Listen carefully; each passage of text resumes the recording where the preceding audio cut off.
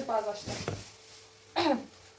Engelli Eğitim Kültür Sağlık Spor Vakfı'nda Engelsiz Kimseler İş Projesi ile bugün ben ofis nöbetçisiyim ve Azerbaycan kültürüne ait yemek pişireceğim.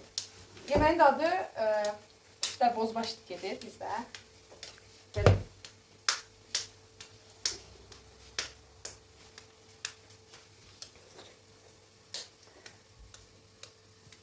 Nasıl hazırlanıyor bu köfte bozbaş?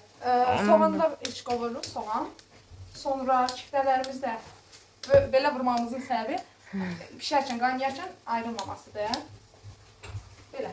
Sonra da bütün soğanlar doğrandan sonra çiftələrimizi, hər şey kartofla əlavə edirik. Ondan sonra da qoyuruq pişməyə. Pişəndən sonra qəşəng yemək olur.